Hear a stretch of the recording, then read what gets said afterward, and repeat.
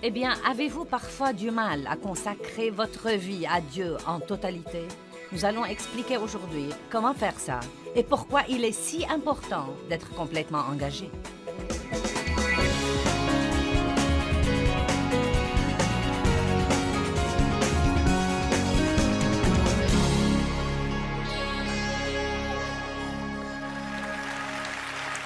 Eh bien, je suis tout excitée par les choses que Dieu m'a mises dans le cœur ce week-end. Il m'a mis dans le cœur le verset de Jean 14, 6, où Jésus dit « Je suis le chemin, la vérité et la vie. Nul ne vient au Père que par moi. » Et pendant que je l'étudiais et que j'en développais une série, j'ai commencé à comprendre qu'il y a essentiellement une guerre qui se déroule entre la culture et le christianisme. Nous devons veiller comme chrétiens à ne pas oublier ce que Jésus a dit comme quoi nous sommes dans le monde, mais nous ne sommes pas du monde. Dans le monde, mais pas du monde. Cela ne veut pas dire que nous ne pouvons pas jouir des choses. Cela ne veut pas dire que nous devons rester dans les réunions de prière et lire notre Bible tout le temps. Dieu a créé beaucoup de choses dont nous pouvons jouir. Nous pouvons alors nous amuser. Comme chrétiens, nous pouvons nous amuser ensemble, mais nous devons toujours avoir une échelle de valeurs. Et nous devons également fixer des limites et arrêter de changer ces limites chaque fois que ce n'est pas pratique de les respecter. Je crois que s'il y a une époque où les chrétiens devraient savoir ce qu'ils croient et pourquoi ils le croient, c'est maintenant. Il y a déjà tant de tromperies sur terre, et la Bible nous enseigne que plus la deuxième venue de Christ approche, plus la tromperie sera grande. Et la tromperie est une chose vraiment effrayante, car quand vous êtes trompé, vous ne savez pas que vous êtes trompé.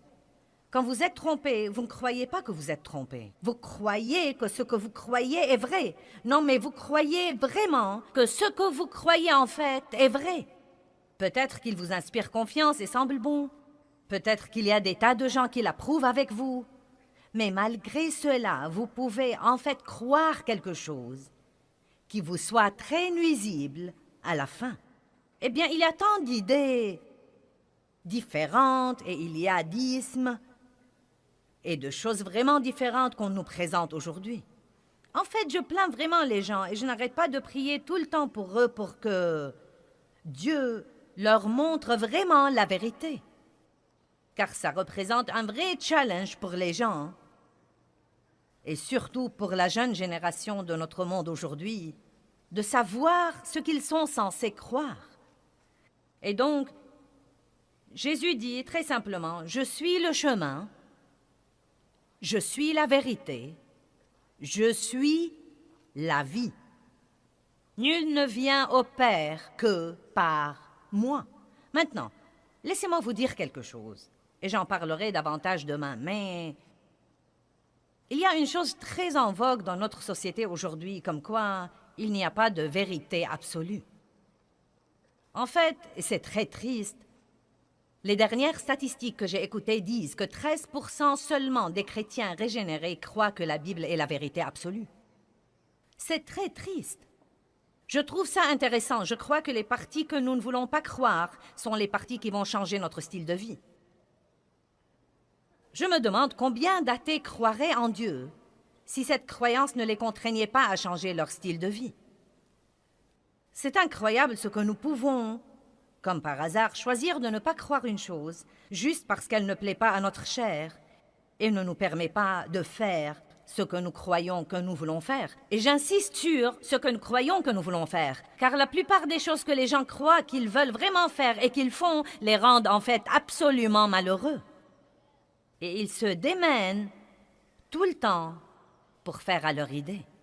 Je veux vous parler ce soir de la première partie de Jean 14, 6, où Jésus dit « Je suis le chemin ». Puis il dit « Je suis la vérité ». Le monde dit qu'il n'y a pas de vérité absolue, mais Jésus a dit « Je suis la vérité ».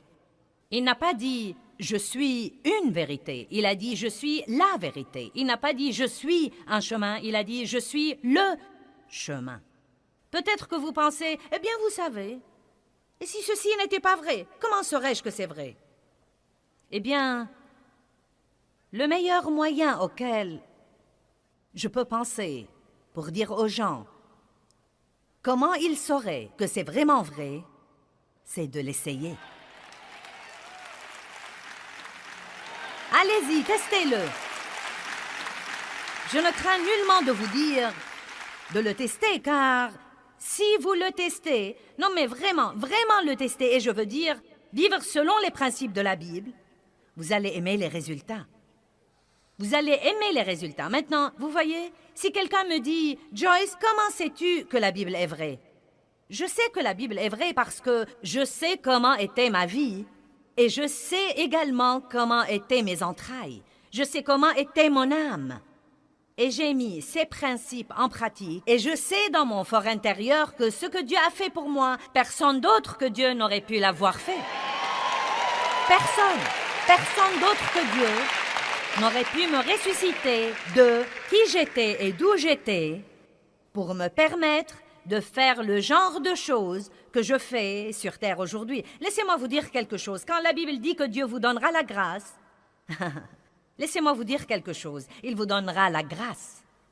Et quand la Bible dit que Dieu vous donnera le double pour vos ennuis, une double rémunération, une double récompense pour toutes les injustices que vous avez subies, il vous donnera réellement le double pour vos ennuis. Mais il faudra faire les choses à la façon de Dieu, et non pas à votre façon. Vous ne prenez pas les bénédictions en lisant la Bible. Vous prenez les bénédictions en faisant ce que la Bible dit. Si nous l'écoutons sans la mettre en pratique, nous nous trompons nous-mêmes par des raisonnements contraires à la vérité. Si nous écoutons la parole mais que nous ne la mettons pas en pratique, je me demande combien de ceux qui sont là ce soir ont les étagères tapissées de livres chrétiens. Vous avez les CD et les bandes de tout le monde, vous avez les bijoux chrétiens, vous avez les t-shirts, vous avez les autocollants. Et peut-être que vous êtes vous-même impressionné par votre bibliothèque chrétienne quand vous la voyez. Non, mais vous avez les aimants sur votre frigo. Vous avez l'art chrétien sur vos murs. Mais je veux vous poser une question ce soir. Comment est-ce que vous vivez?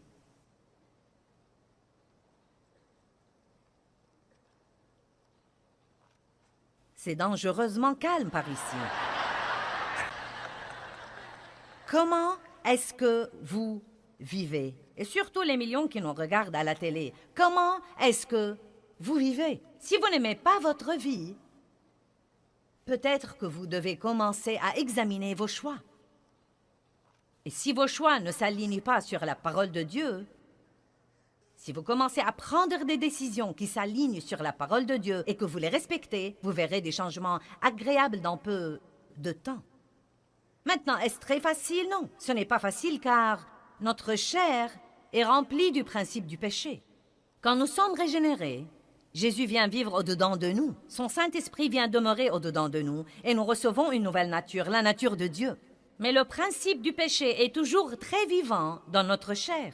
Vous devez nourrir votre esprit et vous faites ça en étudiant la parole, en passant du temps avec Dieu, en communiant avec des personnes qui pensent comme vous et sont positives et partagent vos croyances. Et vous nourrissez votre esprit. Quand vous louez Dieu et adorez Dieu, vous nourrissez votre esprit. Et étant là ce soir, vous nourrissez votre esprit. C'est différent de nourrir votre corps. Vous nourrissez votre esprit. Et si vous le nourrissez assez, il sera assez fort pour dire oui à Dieu et non à la chair. Mais si vous ne nourrissez pas votre esprit, le principe du péché qui est dans votre chair prendra toujours le dessus. Et bien que vous vouliez faire ce qu'il faut, vous vous surprendrez à faire ce qu'il ne faut pas, parce que vous n'êtes pas assez fort spirituellement pour dire non aux choses auxquelles vous devez dire non, et oui aux choses auxquelles vous devez dire oui.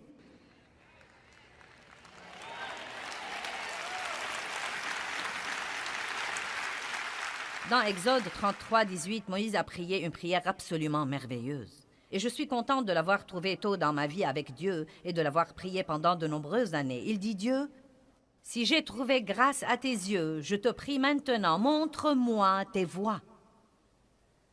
Dieu, si j'ai trouvé grâce à tes yeux, ne priez pas pour une nouvelle voiture. Ne priez pas pour ce mari sans lequel vous ne pouvez pas vivre. Ne priez pas pour une promotion au travail. Dites Dieu, si j'ai trouvé grâce à tes yeux, je te prie de me montrer tes voies. Je ne dis pas qu'il ne faut pas prier pour ces autres choses. Dites à Dieu tout ce que vous voulez. Vous pouvez adresser vos prières à Dieu, mais ne demandez jamais à Dieu de vous donner des tas de trucs si vous ne voulez pas d'abord ses voies. Ses voies. Nous devons apprendre ce qui plaît au Seigneur. Quand Jésus a dit qu'il était le chemin, il ne voulait pas seulement dire qu'il était le chemin du ciel. Bien des fois, nous pensons que ce verset veut juste dire « Oui, oui, Jésus est le chemin du ciel ». Non. Il est venu pour nous montrer comment nous devons vivre. Il est venu pour nous donner l'exemple de la manière dont nous devons vivre. Et il veut que nous suivions son exemple. Et quand nous vivons comme il a vécu, à ce moment-là, nous donnons l'exemple aux autres personnes dans le monde. Est-ce que vous savez pourquoi les chrétiens en général n'impressionnent pas le monde aujourd'hui? Parce que nous parlons beaucoup de la vie, mais nous ne vivons pas toujours la vie. Et quand je dis nous, je ne veux pas dire vous, ou vous, ou vous, ou vous, ou vous, ou moi, ou quelqu'un d'autre. Il y a toujours des gens qui font ce qu'il faut. Il y a tant d'églises merveilleuses, mais il y a aussi des chrétiens et des églises. Et vous savez, quand je parle d'église, nous sommes l'église. Et donc, il y a beaucoup d'églises qui pratiquent la religion machinalement, et pourtant ne portent pas le fruit de leur christianisme. La Bible ne dit pas « vous les reconnaîtrez à leurs pratiques religieuses », elle dit « vous les reconnaîtrez à leurs fruits ». Je ne sais pas comment vous passez votre temps de prière et d'étude de la Bible, mais je passe beaucoup de temps sur moi-même. Et ce n'est absolument pas un temps égoïste passé sur moi. Non, mais je dois rester tout le temps intègre devant Dieu, car je ne peux pas faire ce que je fais et essayer en même temps de mener les autres si je leur dis des tas de trucs que je ne pratique pas moi-même. Et donc, vous devez travailler sur vous-même avec Dieu. Vous ne devez pas essayer de le faire sans le Saint-Esprit, mais vous savez, si vous êtes de mauvaise humeur, n'attribuez pas la responsabilité aux autres. Étudiez tout ce que vous pouvez trouver sur la colère et le mauvais caractère et le fruit de l'esprit, et priez là-dessus et étudiez-le, priez là-dessus et étudiez-le, priez là-dessus et étudiez-le, jusqu'à ce que vous agissiez mieux. Amen. Puis prenez la chose suivante qui vous pose un problème et arrêtez de regarder tous les autres et d'essayer de comprendre ce qui ne va pas chez eux et de leur dire ce qu'ils devraient changer. Vous avez déjà pensé à 10 personnes que vous auriez aimé qu'ils soient là ce soir parce que vous savez combien ils ont besoin de ce message. Eh bien, vous êtes là et ils ne sont pas là. Donc devinez quoi? Dieu doit avoir quelque chose à vous dire.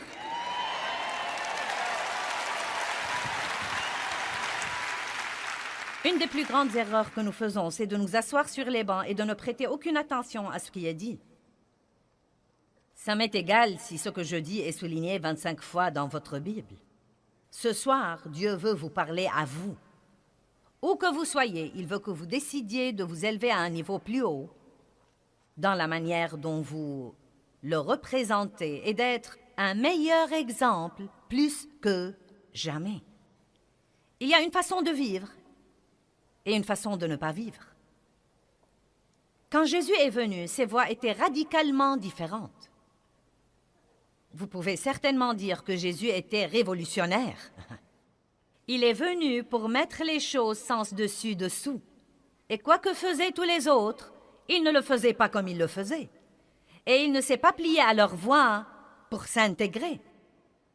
Il a fait ce qu'il savait que son Père voulait qu'il fasse et ce que pensaient tous les autres était leur problème et non pas le sien.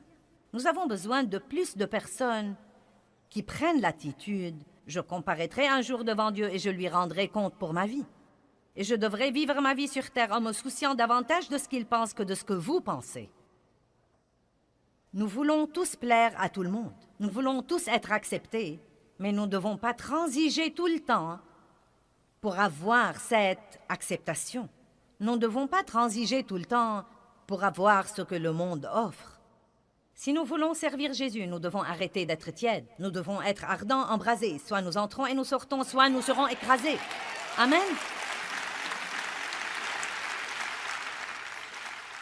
En fait, le christianisme, dans ses tout débuts, s'appelait le chemin. J'aime ça. Et quand Jésus a dit « Je suis le chemin », il était venu montrer aux gens comment ils devraient vivre. Et c'était tellement différent des choses auxquelles les gens étaient habitués. Et nous trouvons dans la Bible plusieurs références au chemin. Et je veux vous en montrer 2 ou 3. Regardons Actes chapitre 9, verset 2.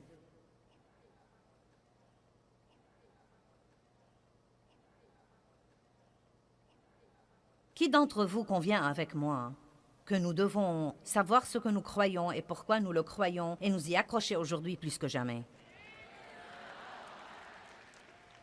Croyez-moi, s'il y a une époque où le monde va nous observer, c'est l'époque que nous vivons en ce moment. S'il y a vraiment une occasion pour mener les gens au Christ, c'est l'époque que nous vivons en ce moment.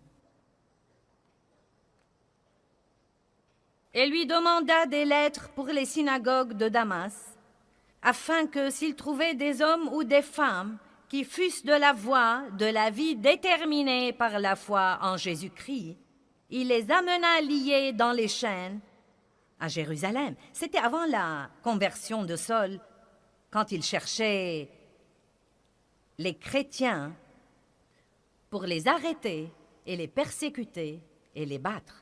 Mais écoutez ce que dit la Bible amplifiée. Il cherchait des hommes ou des femmes qui fussent de la voie de la vie déterminée par la foi en Jésus-Christ. Il dit donc que si quelqu'un croit en Christ, il doit y avoir un mode de vie déterminé qu'il doit vivre ou qu'il doit mener. Et vous savez, ça m'a vraiment aidé personnellement et ça m'a simplifié les choses plus que jamais quand j'ai finalement compris, il y a quelques années, il y a peut-être 8 ou 10 ans, quand j'ai finalement compris qu'une des raisons pour lesquelles les gens ont tant de mal à vivre leur vie chrétienne et leur expérience chrétienne, c'est qu'ils confient et délèguent tout à l'Église et ne se rendent pas compte qu'être chrétien veut tout d'abord dire vous détourner de votre péché, reconnaître que vous êtes pécheur, demander à Dieu de vous pardonner et savoir qu'il n'y a pas moyen d'avoir une relation avec Dieu que par Jésus-Christ qui a vécu la vie parfaite. Vous lui demandez de venir vivre au-dedans de vous, et cela marque le commencement de votre christianisme. C'est comme ça que vous devenez chrétien. Mais cela doit être concrétisé par un style de vie. Les chrétiens devraient avoir un style de vie différent de tous les autres. Un style de vie complètement différent. Vous voyez, j'ai un style de vie maintenant. Et mon style de vie implique se lever le matin et prendre tout d'abord mon café et étudier la parole et passer un temps avec Dieu. C'est mon style de vie. Ce n'est plus quelque chose que je dois essayer de faire. C'est comme quand je me lève le matin, je me brosse les dents, je mets quelques gouttes pour les yeux dans mes yeux parce qu'ils s'assèchent et je me lave le visage.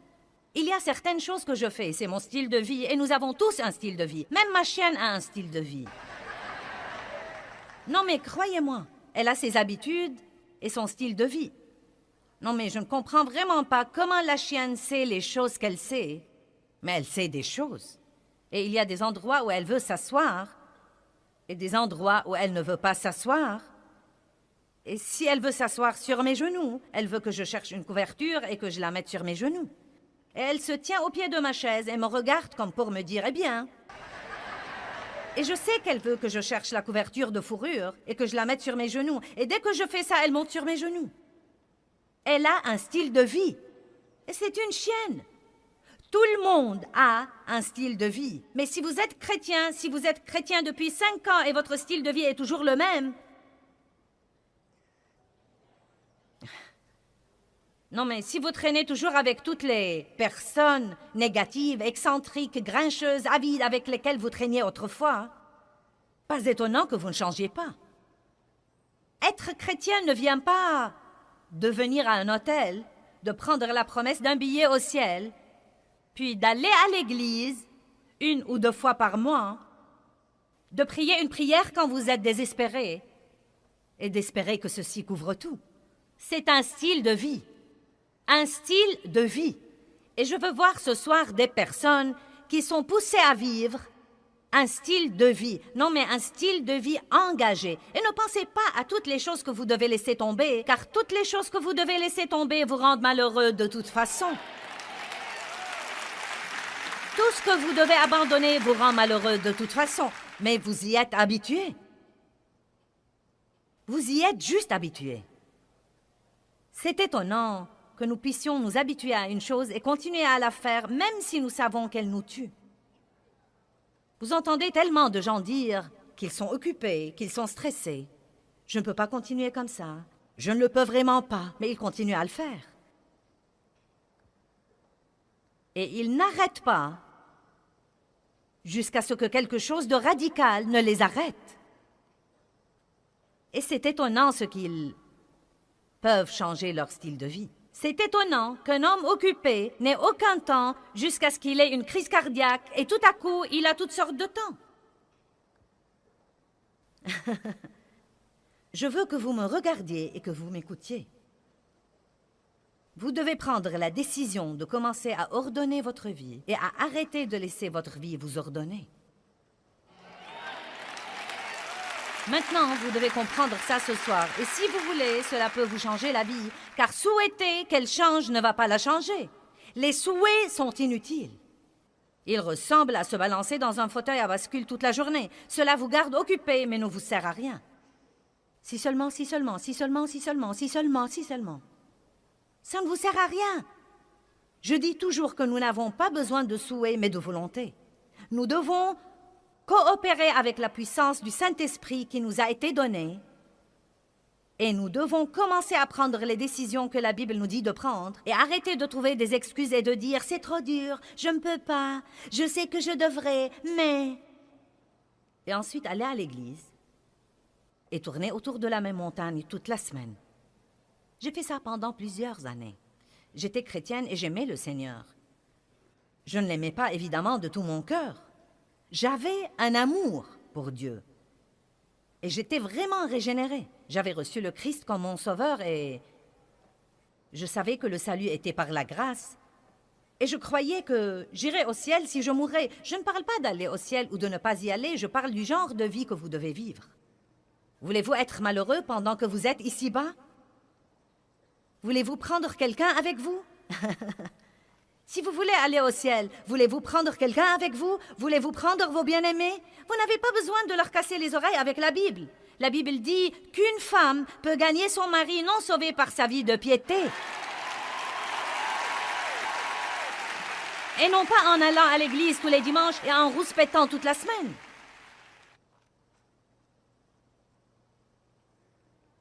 Vous êtes venu, vous saviez ce que vous auriez de moi quand vous êtes venu, donc…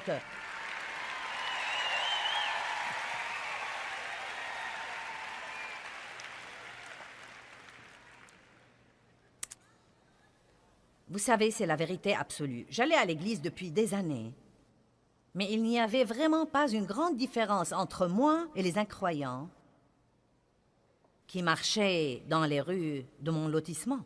Je parlais comme ils parlaient. Je pensais comme ils pensaient. Je potinais comme ils potinaient. Je regardais ce qu'ils regardaient à la télé. Je faisais les mêmes choses qu'ils faisaient. Peut-être pas tout à fait. Oui, j'avais une certaine échelle de valeur. Mais j'y pensais aujourd'hui. Probablement pendant que j'allais à cette église tous les dimanches, je brisais presque tous les 10 commandements. Dieu n'était pas le numéro 1 dans ma vie.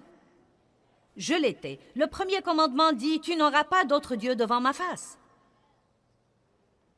La plupart de nous idolâtrent notre moi et notre volonté, même comme chrétiens. Et vous savez, à dire vrai, vous qui êtes ici êtes probablement plus avancés que beaucoup de personnes qui nous regardent en ce moment à la télé. Et ce n'est pas pour abaisser quiconque. Il y a des gens merveilleux qui nous regardent, mais il y a aussi des gens qui viennent juste de regarder l'émission. Soit vous ne connaissez même pas Dieu, soit vous le connaissiez et vous l'avez renié, soit vous faites ce dont je parle, vous allez à l'église, mais vous ne vivez pas pour Dieu. Votre style de vie est toujours pareil à celui des incroyants que vous connaissez. Et donc vous qui êtes ici, je vous demande un peu de patience ce soir, car je recherche ces millions de personnes dans le monde qui ont besoin d'écouter ce que j'essaye de dire, et j'essaye aussi de vous aider. J'allais à l'église depuis des années, mais il y avait très peu de différence entre moi et tous les autres, et je désobéissais probablement aux 10 commandements. Vous dites, eh bien, Joyce, est-ce que tu es quelqu'un? Eh bien, vous savez, Jésus dit que haïr est un meurtre en ce qui concerne le cœur. La Bible dit « Honore ton père et ta mère pour que tout aille bien pour toi ». Je n'honorais pas mon père et ma mère, mais j'avais une bonne excuse. Ils m'avaient maltraité. La Bible ne dit pas de le faire s'ils ne vous ont pas maltraité et que s'ils vous ont maltraité, vous êtes exempté. Allez maintenant, je vous ai eu, je vous ai eu, je vous ai eu. J'ai eu des tas de vous là. Eh bien, Dieu ne s'attend sûrement pas à ce que je sois bonne envers eux après ce qu'ils m'avaient fait. Oh si, il s'attend. Si il s'attend, eh bien ce n'est pas juste, ce n'est pas équitable. Mais ça produira de formidablement bons résultats.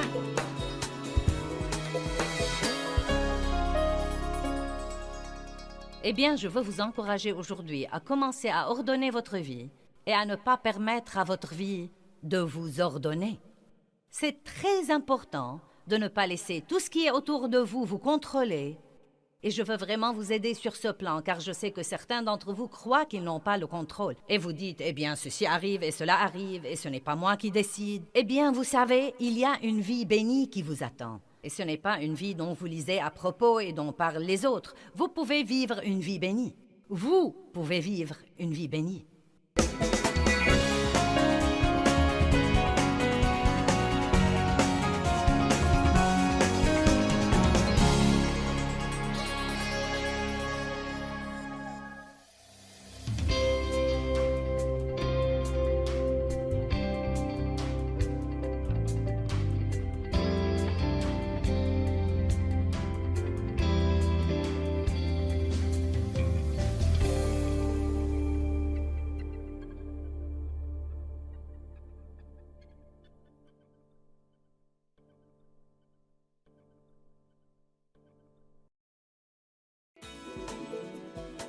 Eh bien, avez-vous parfois du mal à consacrer votre vie à Dieu en totalité?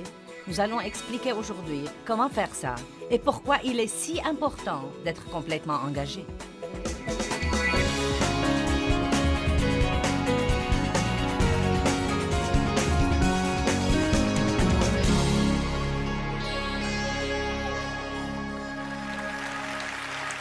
Eh bien, je suis tout excitée par les choses que Dieu m'a mises dans le cœur ce week-end. Il m'a mis dans le cœur le verset de Jean 14, 6, où Jésus dit « Je suis le chemin, la vérité et la vie. Nul ne vient au Père que par moi. » Et pendant que je l'étudiais et que j'en développais une série, j'ai commencé à comprendre qu'il y a essentiellement une guerre qui se déroule entre la culture et le christianisme. Nous devons veiller comme chrétiens à ne pas oublier ce que Jésus a dit comme quoi nous sommes dans le monde, mais nous ne sommes pas du monde. Dans le monde, mais pas du monde. Cela ne veut pas dire que nous ne pouvons pas jouir des choses. Cela ne veut pas dire que nous devons rester dans les réunions de prière et lire notre Bible tout le temps. Dieu a créé beaucoup de choses dont nous pouvons jouir. Nous pouvons alors nous amuser. Comme chrétiens, nous pouvons nous amuser ensemble, mais nous devons toujours avoir une échelle de valeurs. Et nous devons également fixer des limites et arrêter de changer ces limites chaque fois que ce n'est pas pratique de les respecter. Je crois que s'il y a une époque où les chrétiens devraient savoir ce qu'ils croient et pourquoi ils le croient, c'est maintenant. Il y a déjà tant de tromperies sur terre. Et la Bible nous enseigne que plus la deuxième venue de Christ approche, plus la tromperie sera grande. Et la tromperie est une chose vraiment effrayante, car quand vous êtes trompé, vous ne savez pas que vous êtes trompé. Quand vous êtes trompé, vous ne croyez pas que vous êtes trompé. Vous croyez que ce que vous croyez est vrai. Non, mais vous croyez vraiment que ce que vous croyez en fait est vrai. Peut-être qu'il vous inspire confiance et semble bon. Peut-être qu'il y a des tas de gens qui l'approuvent avec vous. Mais malgré cela, vous pouvez en fait croire quelque chose qui vous soit très nuisible à la fin. Eh bien, il y a tant d'idées différentes et il y a d'ismes et de choses vraiment différentes qu'on nous présente aujourd'hui. En fait, je plains vraiment les gens et je n'arrête pas de prier tout le temps pour eux pour que Dieu leur montre vraiment la vérité. Car ça représente un vrai challenge pour les gens. et surtout pour la jeune génération de notre monde aujourd'hui, de savoir ce qu'ils sont censés croire. Et donc, Jésus dit très simplement, « Je suis le chemin, je suis la vérité, je suis la vie. Nul ne vient au Père que par moi. » Maintenant, laissez-moi vous dire quelque chose, et j'en parlerai davantage demain, mais il y a une chose très en vogue dans notre société aujourd'hui, comme quoi il n'y a pas de vérité absolue. En fait, et c'est très triste, les dernières statistiques que j'ai écoutées disent que 13% seulement des chrétiens régénérés croient que la Bible est la vérité absolue. C'est très triste. Je trouve ça intéressant. Je crois que les parties que nous ne voulons pas croire sont les parties qui vont changer notre style de vie. Je me demande combien d'athées croiraient en Dieu si cette croyance ne les contraignait pas à changer leur style de vie. C'est incroyable ce que nous pouvons, comme par hasard, choisir de ne pas croire une chose juste parce qu'elle ne plaît pas à notre chair et ne nous permet pas de faire ce que nous croyons que nous voulons faire. Et j'insiste sur ce que nous croyons que nous voulons faire, car la plupart des choses que les gens croient qu'ils veulent vraiment faire et qu'ils font les rendent en fait absolument malheureux. Et ils se démènent tout le temps pour faire à leur idée. Je veux vous parler ce soir de la première partie de Jean 14,6, où Jésus dit « Je suis le chemin ». Puis il dit « Je suis la vérité ». Le monde dit qu'il n'y a pas de vérité absolue, mais Jésus a dit « Je suis la vérité ». Il n'a pas dit « Je suis une vérité ». Il a dit « Je suis la vérité ». Il n'a pas dit « Je suis un chemin ». Il a dit « Je suis le chemin ». Peut-être que vous pensez « Eh bien, vous savez, et si ceci n'était pas vrai, comment saurais-je que c'est vrai ?» Eh bien, le meilleur moyen auquel je peux penser pour dire aux gens comment ils sauraient que c'est vraiment vrai, c'est de l'essayer. Allez-y, testez-le. Je ne crains nullement de vous dire de le tester, car si vous le testez, non mais vraiment, vraiment le tester, et je veux dire vivre selon les principes de la Bible, vous allez aimer les résultats. Vous allez aimer les résultats. Maintenant, vous voyez, si quelqu'un me dit « Joyce, comment sais-tu que la Bible est vraie ?» Je sais que la Bible est vraie parce que je sais comment était ma vie et je sais également comment étaient mes entrailles. Je sais comment était mon âme. Et j'ai mis ces principes en pratique et je sais dans mon fort intérieur que ce que Dieu a fait pour moi, personne d'autre que Dieu n'aurait pu l'avoir fait. Personne d'autre que Dieu n'aurait pu me ressusciter de qui j'étais et d'où j'étais pour me permettre de faire le genre de choses que je fais sur terre aujourd'hui. Laissez-moi vous dire quelque chose. Quand la Bible dit que Dieu vous donnera la grâce, laissez-moi vous dire quelque chose. Il vous donnera la grâce. Et quand la Bible dit que Dieu vous donnera le double pour vos ennuis, une double rémunération, une double récompense, pour toutes les injustices que vous avez subies, il vous donnera réellement le double pour vos ennuis. Mais il faudra faire les choses à la façon de Dieu, et non pas à votre façon. Vous ne prenez pas les bénédictions en lisant la Bible. Vous prenez les bénédictions en faisant ce que la Bible dit. Si nous l'écoutons sans la mettre en pratique, nous nous trompons nous-mêmes par des raisonnements contraires à la vérité. Si nous écoutons la parole, mais que nous ne la mettons pas en pratique, je me demande combien de ceux qui sont là ce soir ont les étagères tapissées de livres chrétiens. Vous avez les CD et les bandes de tout le monde, vous avez les bijoux chrétiens, vous avez les t-shirts, vous avez les autocollants. Et peut-être que vous êtes vous-même impressionné par votre bibliothèque chrétienne quand vous la voyez. Non, mais vous avez les aimants sur votre frigo. Vous avez l'art chrétien sur vos murs. Mais je veux vous poser une question ce soir. Comment est-ce que vous vivez?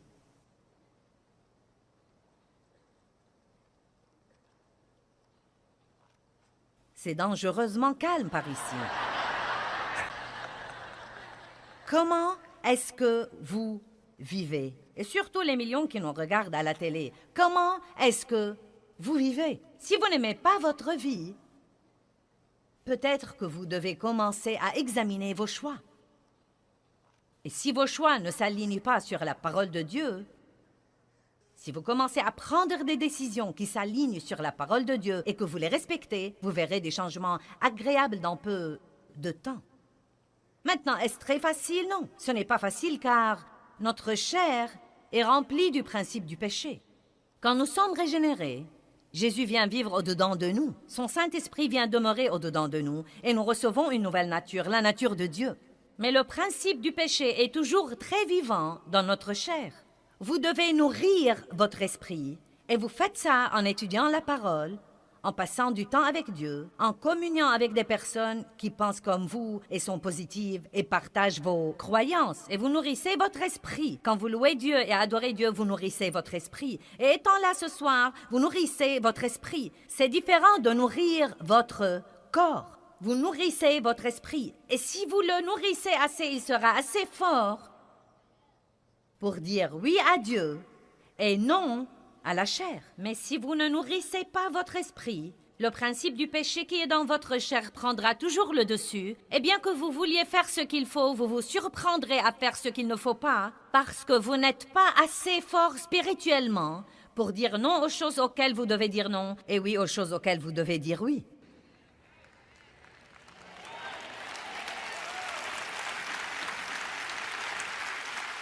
Dans Exode 33, 18, Moïse a prié une prière absolument merveilleuse. Et je suis contente de l'avoir trouvée tôt dans ma vie avec Dieu et de l'avoir priée pendant de nombreuses années. Il dit, Dieu, si j'ai trouvé grâce à tes yeux, je te prie maintenant, montre-moi tes voies.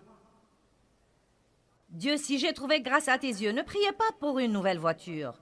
Ne priez pas pour ce mari sans lequel vous ne pouvez pas vivre. Ne priez pas pour une promotion au travail. Dites Dieu, si j'ai trouvé grâce à tes yeux, je te prie de me montrer tes voies. Je ne dis pas qu'il ne faut pas prier pour ces autres choses. Dites à Dieu tout ce que vous voulez. Vous pouvez adresser vos prières à Dieu, mais ne demandez jamais à Dieu de vous donner des tas de trucs si vous ne voulez pas d'abord ses voies. Ses voies. Nous devons apprendre ce qui plaît au Seigneur. Quand Jésus a dit qu'il était le chemin, il ne voulait pas seulement dire qu'il était le chemin du ciel. Bien des fois, nous pensons que ce verset veut juste dire « Oui, oui, Jésus est le chemin du ciel ». Non. Il est venu pour nous montrer comment nous devons vivre. Il est venu pour nous donner l'exemple de la manière dont nous devons vivre. Et il veut que nous suivions son exemple. Et quand nous vivons comme il a vécu, à ce moment-là, nous donnons l'exemple aux autres personnes dans le monde. Est-ce que vous savez pourquoi les chrétiens en général n'impressionnent pas le monde aujourd'hui? Parce que nous parlons beaucoup de la vie, mais nous ne vivons pas toujours la vie. Et quand je dis nous, je ne veux pas dire vous, ou vous, ou vous, ou vous, ou vous, ou moi, ou quelqu'un d'autre. Il y a toujours des gens qui font ce qu'il faut. Il y a tant d'églises merveilleuses, mais il y a aussi des chrétiens et des églises. Et vous savez, quand je parle d'église, nous sommes l'église. Et donc, il y a beaucoup d'églises qui pratiquent la religion machinalement et pourtant ne portent pas le fruit de leur christianisme. La Bible ne dit pas « vous les reconnaîtrez à leurs pratiques religieuses », elle dit « vous les reconnaîtrez à leurs fruits ». Je ne sais pas comment vous passez votre temps de prière et d'étude de la Bible, mais je passe beaucoup de temps sur moi-même. Et ce n'est absolument pas un temps égoïste passé sur moi. Non, mais je dois rester tout le temps intègre devant Dieu, car je ne peux pas faire ce que je fais et essayer en même temps de mener les autres si je leur dis des tas de trucs que je ne pratique pas moi-même. Et donc, vous devez travailler sur vous-même avec Dieu. Vous ne devez pas essayer de le faire sans le Saint-Esprit, mais vous savez, si vous êtes de mauvaise humeur, n'attribuez pas la responsabilité aux autres. Étudiez tout ce que vous pouvez trouver sur la colère et le mauvais caractère et le fruit de l'esprit, et priez là-dessus et étudiez-le, priez là-dessus et étudiez-le, priez là-dessus et étudiez-le, jusqu'à ce que vous agissiez mieux. Amen. Puis prenez la chose suivante qui vous pose un problème et arrêtez de regarder tous les autres et d'essayer de comprendre ce qui ne va pas chez eux et de leur dire ce qu'ils devraient changer. Vous avez déjà pensé à 10 personnes que vous auriez aimé qu'ils soient là ce soir parce que vous savez combien ils ont besoin de ce message. Eh bien, vous êtes là et ils ne sont pas là. Donc devinez quoi? Dieu doit avoir quelque chose à vous dire.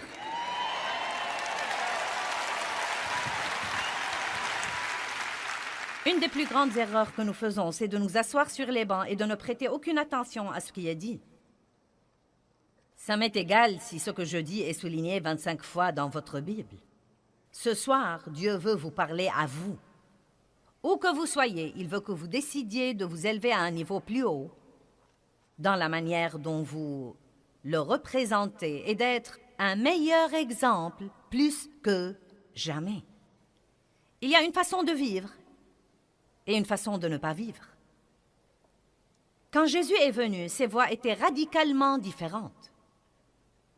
Vous pouvez certainement dire que Jésus était révolutionnaire. Il est venu pour mettre les choses sens dessus dessous. Et quoi que faisaient tous les autres, il ne le faisait pas comme il le faisait. Et il ne s'est pas plié à leur voie pour s'intégrer. Il a fait ce qu'il savait que son Père voulait qu'il fasse, et ce que pensaient tous les autres était leur problème, et non pas le sien. Nous avons besoin de plus de personnes qui prennent l'attitude « Je comparaîtrai un jour devant Dieu et je lui rendrai compte pour ma vie. Et je devrais vivre ma vie sur terre en me souciant davantage de ce qu'il pense que de ce que vous pensez. » Nous voulons tous plaire à tout le monde. Nous voulons tous être acceptés, mais nous ne devons pas transiger tout le temps pour avoir cette acceptation. Nous ne devons pas transiger tout le temps pour avoir ce que le monde offre. Si nous voulons servir Jésus, nous devons arrêter d'être tièdes. Nous devons être ardents, embrasés. Soit nous entrons et nous sortons, soit nous serons écrasés. Amen.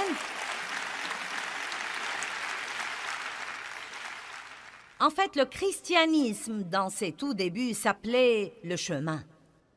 J'aime ça. Et quand Jésus a dit « Je suis le chemin », il était venu montrer aux gens comment ils devraient vivre.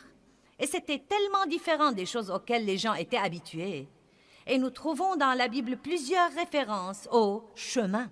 Et je veux vous en montrer 2 ou 3. Regardons Actes chapitre 9, verset 2.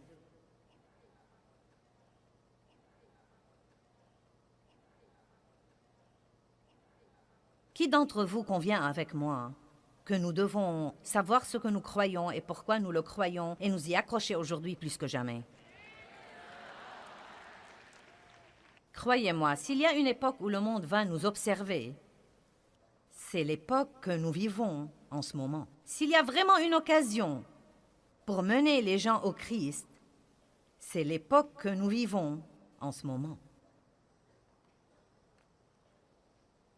Et lui demanda des lettres pour les synagogues de Damas, afin que s'il trouvait des hommes ou des femmes qui fussent de la voie de la vie déterminée par la foi en Jésus-Christ, il les amena liés dans les chaînes à Jérusalem. C'était avant la conversion de Saul, quand il cherchait les chrétiens pour les arrêter et les persécuter et les battre. Mais écoutez ce que dit la Bible amplifiée. Il cherchait des hommes ou des femmes qui fussent de la voie de la vie déterminée par la foi en Jésus-Christ. Il dit donc que si quelqu'un croit en Christ, il doit y avoir un mode de vie déterminé qu'il doit vivre ou qu'il doit mener. Et vous savez, ça m'a vraiment aidé personnellement et ça m'a simplifié les choses plus que jamais quand j'ai finalement compris, il y a quelques années, il y a peut-être 8 ou 10 ans, quand j'ai finalement compris qu'une des raisons pour lesquelles les gens ont tant de mal à vivre leur vie chrétienne et leur expérience chrétienne, c'est qu'ils confient et délèguent tout à l'Église et ne se rendent pas compte qu'être chrétien veut tout d'abord dire vous détourner de votre péché, reconnaître que vous êtes pécheur, demander à Dieu de vous pardonner et savoir qu'il n'y a pas moyen d'avoir une relation avec Dieu que par Jésus-Christ qui a vécu la vie parfaite.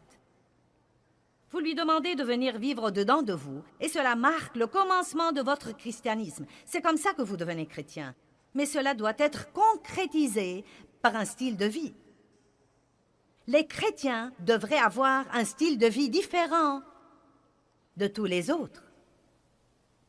Un style de vie complètement différent. Vous voyez, j'ai un style de vie maintenant. Et mon style de vie implique Se lever le matin et prendre tout d'abord mon café et étudier la parole et passer un temps avec Dieu. C'est mon style de vie. Ce n'est plus quelque chose que je dois essayer de faire. C'est comme quand je me lève le matin, je me brosse les dents, je mets quelques gouttes pour les yeux dans mes yeux parce qu'ils s'assèchent et je me lave le visage. Il y a certaines choses que je fais, c'est mon style de vie et nous avons tous un style de vie. Même ma chienne a un style de vie. Non mais croyez-moi, elle a ses habitudes et son style de vie. Non mais je ne comprends vraiment pas comment la chienne sait les choses qu'elle sait, mais elle sait des choses. Et il y a des endroits où elle veut s'asseoir et des endroits où elle ne veut pas s'asseoir. Et si elle veut s'asseoir sur mes genoux, elle veut que je cherche une couverture et que je la mette sur mes genoux. Et elle se tient au pied de ma chaise et me regarde comme pour me dire « Eh bien ». Et je sais qu'elle veut que je cherche la couverture de fourrure et que je la mette sur mes genoux. Et dès que je fais ça, elle monte sur mes genoux. Elle a un style de vie. Et c'est une chienne. Tout le monde a un style de vie. Mais si vous êtes chrétien depuis 5 ans et votre style de vie est toujours le même... Non, mais si vous traînez toujours avec toutes les personnes négatives, excentriques, grincheuses, avides avec lesquelles vous traîniez autrefois, pas étonnant que vous ne changiez pas. Être chrétien ne vient pas de venir à un hôtel, de prendre la promesse d'un billet au ciel, puis d'aller à l'église 1 ou 2 fois par mois, de prier une prière quand vous êtes désespéré et d'espérer que ceci couvre tout. C'est un style de vie. Un style de vie. Et je veux voir ce soir des personnes qui sont poussées à vivre un style de vie. Non, mais un style de vie engagé. Et ne pensez pas à toutes les choses que vous devez laisser tomber, car toutes les choses que vous devez laisser tomber vous rendent malheureux de toute façon. Tout ce que vous devez abandonner vous rend malheureux de toute façon. Mais vous y êtes habitué. Vous y êtes juste habitué. C'est étonnant que nous puissions nous habituer à une chose et continuer à la faire, même si nous savons qu'elle nous tue. Vous entendez tellement de gens dire qu'ils sont occupés, qu'ils sont stressés. Je ne peux pas continuer comme ça. Je ne le peux vraiment pas, mais ils continuent à le faire. Et ils n'arrêtent pas jusqu'à ce que quelque chose de radical ne les arrête. Et c'est étonnant ce qu'ils peuvent changer leur style de vie. C'est étonnant qu'un homme occupé n'ait aucun temps jusqu'à ce qu'il ait une crise cardiaque et tout à coup, il a toutes sortes de temps. Je veux que vous me regardiez et que vous m'écoutiez. Vous devez prendre la décision de commencer à ordonner votre vie et à arrêter de laisser votre vie vous ordonner. Maintenant, vous devez comprendre ça ce soir. Et si vous voulez, cela peut vous changer la vie. Car souhaiter qu'elle change ne va pas la changer. Les souhaits sont inutiles.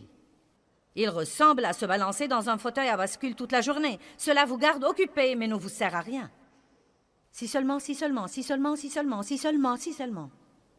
Ça ne vous sert à rien. Je dis toujours que nous n'avons pas besoin de souhaits, mais de volonté. Nous devons coopérer avec la puissance du Saint-Esprit qui nous a été donnée. Et nous devons commencer à prendre les décisions que la Bible nous dit de prendre et arrêter de trouver des excuses et de dire « c'est trop dur, je ne peux pas, je sais que je devrais, mais… » Et ensuite aller à l'église et tourner autour de la même montagne toute la semaine. J'ai fait ça pendant plusieurs années. J'étais chrétienne et j'aimais le Seigneur. Je ne l'aimais pas évidemment de tout mon cœur. J'avais un amour pour Dieu.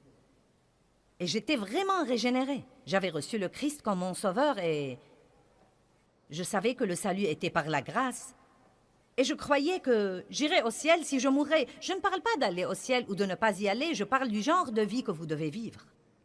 Voulez-vous être malheureux pendant que vous êtes ici-bas? Voulez-vous prendre quelqu'un avec vous? Si vous voulez aller au ciel, voulez-vous prendre quelqu'un avec vous? Voulez-vous prendre vos bien-aimés? Vous n'avez pas besoin de leur casser les oreilles avec la Bible. La Bible dit qu'une femme peut gagner son mari non sauvé par sa vie de piété. Et non pas en allant à l'église tous les dimanches et en rouspétant toute la semaine.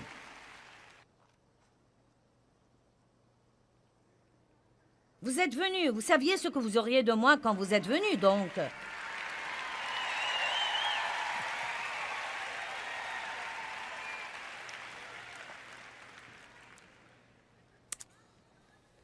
Vous savez, c'est la vérité absolue. J'allais à l'église depuis des années. Mais il n'y avait vraiment pas une grande différence entre moi et les incroyants qui marchaient dans les rues de mon lotissement. Je parlais comme ils parlaient. Je pensais comme ils pensaient. Je potinais comme ils potinaient. Je regardais ce qu'ils regardaient à la télé. Je faisais les mêmes choses qu'ils faisaient. Peut-être pas tout à fait. Oui, j'avais une certaine échelle de valeur. Mais j'y pensais aujourd'hui. Probablement pendant que j'allais à cette église tous les dimanches, je brisais presque tous les 10 commandements. Dieu n'était pas le numéro 1 dans ma vie. Je l'étais. Le premier commandement dit « Tu n'auras pas d'autre Dieu devant ma face ».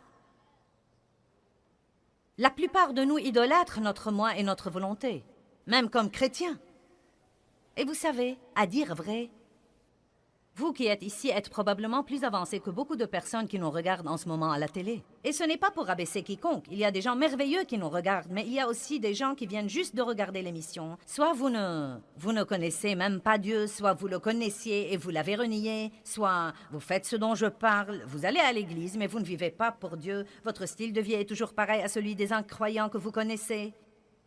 Et donc vous qui êtes ici, je vous demande un peu de patience ce soir, car je recherche ces millions de personnes dans le monde qui ont besoin d'écouter ce que j'essaye de dire, et j'essaye aussi de vous aider. J'allais à l'église depuis des années, mais il y avait très peu de différence entre moi et tous les autres, et je désobéissais probablement aux 10 commandements. Vous dites, eh bien, Joyce, est-ce que tu es quelqu'un?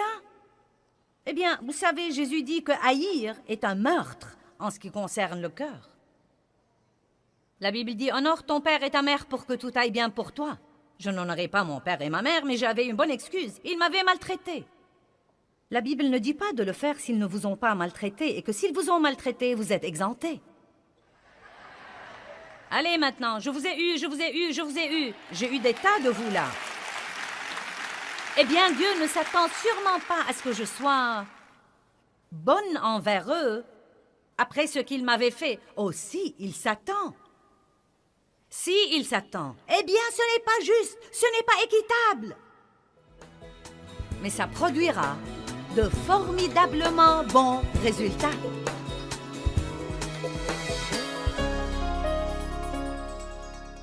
Eh bien, je veux vous encourager aujourd'hui à commencer à ordonner votre vie et à ne pas permettre à votre vie de vous ordonner.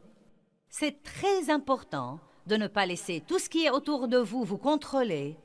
Et je veux vraiment vous aider sur ce plan, car je sais que certains d'entre vous croient qu'ils n'ont pas le contrôle. Et vous dites, eh bien, ceci arrive et cela arrive, et ce n'est pas moi qui décide. Eh bien, vous savez, il y a une vie bénie qui vous attend. Et ce n'est pas une vie dont vous lisez à propos et dont parlent les autres. Vous pouvez vivre une vie bénie.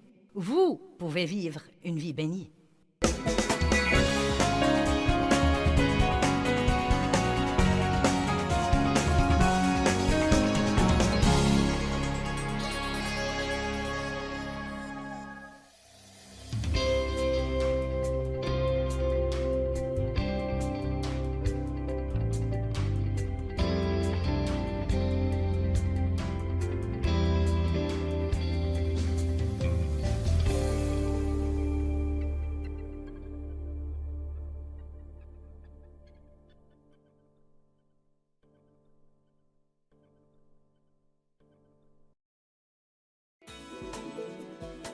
Eh bien, avez-vous parfois du mal à consacrer votre vie à Dieu en totalité?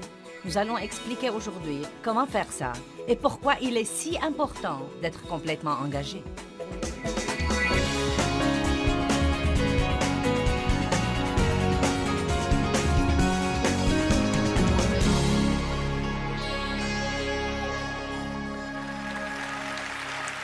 Eh bien, je suis tout excitée par les choses que Dieu m'a mises dans le cœur ce week-end. Il m'a mis dans le cœur le verset de Jean 14, 6, où Jésus dit « Je suis le chemin, la vérité et la vie. Nul ne vient au Père que par moi. » Et pendant que je l'étudiais, et que j'en développais une série, j'ai commencé à comprendre qu'il y a essentiellement une guerre qui se déroule entre la culture et le christianisme. Nous devons veiller comme chrétiens à ne pas oublier ce que Jésus a dit comme quoi nous sommes dans le monde, mais nous ne sommes pas du monde. Dans le monde, mais pas du monde. Cela ne veut pas dire que nous ne pouvons pas jouir des choses. Cela ne veut pas dire que nous devons rester dans les réunions de prière et lire notre Bible tout le temps. Dieu a créé beaucoup de choses dont nous pouvons jouir. Nous pouvons alors nous amuser.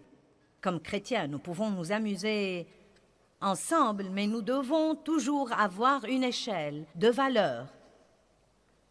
Et nous devons également fixer des limites et arrêter de changer ces limites chaque fois que ce n'est pas pratique de les respecter.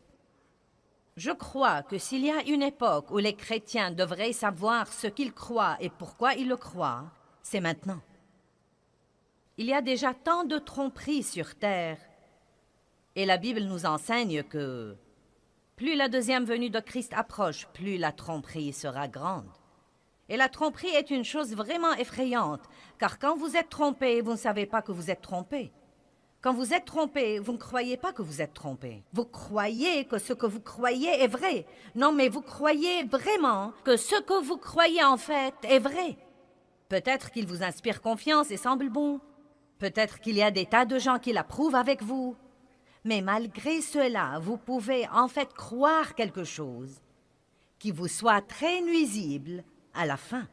Eh bien, il y a tant d'idées différentes et il y a d'ismes et de choses vraiment différentes qu'on nous présente aujourd'hui. En fait, je plains vraiment les gens et je n'arrête pas de prier tout le temps pour eux pour que Dieu leur montre vraiment la vérité. Car ça représente un vrai challenge pour les gens et surtout pour la jeune génération de notre monde aujourd'hui, de savoir ce qu'ils sont censés croire. Et donc, Jésus dit très simplement, « Je suis le chemin, je suis la vérité, je suis la vie. Nul ne vient au Père que par moi. » Maintenant, laissez-moi vous dire quelque chose, et j'en parlerai davantage demain, mais il y a une chose très en vogue dans notre société aujourd'hui, comme quoi il n'y a pas de vérité absolue. En fait, et c'est très triste, les dernières statistiques que j'ai écoutées disent que 13% seulement des chrétiens régénérés croient que la Bible est la vérité absolue. C'est très triste. Je trouve ça intéressant. Je crois que les parties que nous ne voulons pas croire sont les parties qui vont changer notre style de vie. Je me demande combien d'athées croiraient en Dieu si cette croyance ne les contraignait pas à changer leur style de vie. C'est incroyable ce que nous pouvons, comme par hasard, choisir de ne pas croire une chose juste parce qu'elle ne plaît pas à notre chair et ne nous permet pas de faire ce que nous croyons que nous voulons faire. Et j'insiste sur ce que nous croyons que nous voulons faire, car la plupart des choses que les gens croient qu'ils veulent vraiment faire et qu'ils font les rendent en fait absolument malheureux. Et ils se démènent tout le temps pour faire à leur idée. Je veux vous parler ce soir de la première partie de Jean 14,6, où Jésus dit « Je suis le chemin ». Puis il dit « Je suis la vérité ». Le monde dit qu'il n'y a pas de vérité absolue, mais Jésus a dit « Je suis la vérité ». Il n'a pas dit « Je suis une vérité ». Il a dit « Je suis la vérité ». Il n'a pas dit « Je suis un chemin ». Il a dit « Je suis le chemin ». Peut-être que vous pensez « Eh bien, vous savez, et si ceci n'était pas vrai, comment saurais-je que c'est vrai ?» Eh bien, le meilleur moyen auquel je peux penser pour dire aux gens comment ils sauraient que c'est vraiment vrai, c'est de l'essayer. Allez-y, testez-le. Je ne crains nullement de vous dire de le tester, car si vous le testez, non mais vraiment, vraiment le tester, et je veux dire, vivre selon les principes de la Bible, vous allez aimer les résultats. Vous allez aimer les résultats. Maintenant, vous voyez, si quelqu'un me dit « Joyce, comment sais-tu que la Bible est vraie? » Je sais que la Bible est vraie parce que je sais comment était ma vie Et je sais également comment étaient mes entrailles. Je sais comment était mon âme. Et j'ai mis ces principes en pratique. Et je sais dans mon fort intérieur que ce que Dieu a fait pour moi, personne d'autre que Dieu n'aurait pu l'avoir fait. Personne d'autre que Dieu n'aurait pu